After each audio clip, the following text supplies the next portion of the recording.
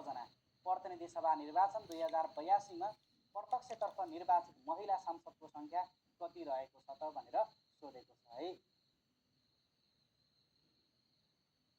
ल अनिता सुवेदीजीले क्लियर भयो अब भन्नुभएको छ। ल ठिक छ, क्लियर हुनकै लागि आसमान सरको फिडब्याक सेसनमा जोइन गर्ने हो हैन। र अर्को कुरा सबैजना साथीलाई थाहा नहुन सक्छ साथीहरू, त्यो भएर नजिकका साथीहरू शुभचिन्तक साथीहरूलाई पनि यसरी 9:15 बजेको समयमा आसमान सरको फिडब्याक सेसन भइरहेको छ है, हुन्छ भन्ने कुरा जानकारी दिनु पर्यो। यतिजना साथीहरू हुन्छ, एक सेयर मात्रै गर्नुभयो भने पनि 1000 सेयर चाहिँ मजाले पुग्छ है। ल अब यति धेरैजना साथीहरू हुनुहुन्छ, करिब 4000 जना साथीहरू अहिले नै जोडिसक्नु भएको छ युट्युब र फेसबुक गरेर। हेर्नुहोस् त, प्रश्नले के भनेको छ भने तपाईँलाई आजको लागि दोस्रो नम्बर प्रश्न, प्रतिनिधि सभा निर्वाचन 2082 मा प्रत्यक्षतर्फ भनेको चाहिँ अब समानुपातिक भनेको चाहिँ 110 हुन्छन्, प्रत्यक्ष भनेको 165 हुन्छन् हैन। तपाईँलाई प्रत्यक्षतर्फ निर्वाचित भएका भनेको प्रत्यक्षतर्फ भनेको चाहिँ 165 मध्ये भने हो है।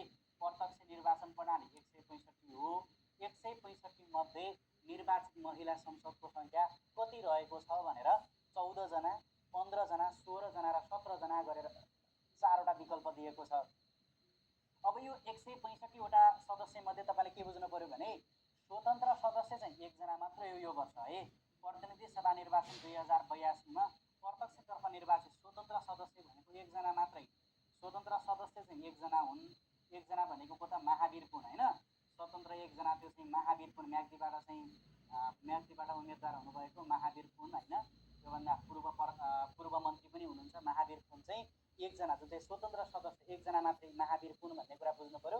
र म्याग्दीबाट है महावीर पुन, यसैगरी म्याग्दीबाट चाहिँ उहाँले विजय प्राप्त गर्नुभएको थियो, जुन चाहिँ स्वतन्त्र सदस्य विजय 1 जना मात्रै है।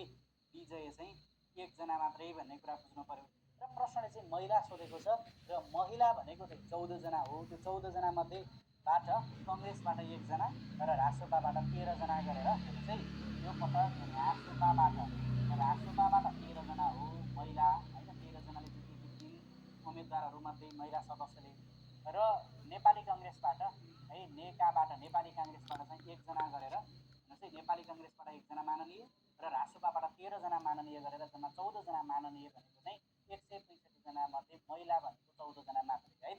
र 14 जना भनेका साथीहरूको चाहिँ मिलेको छ। अरु साथीहरूले यसलाई करेक्सन गर्नु होला। आजको लागि दोस्रो नम्बर प्रश्नको सही विकल्प भनेको चाहिँ 14 जना। ल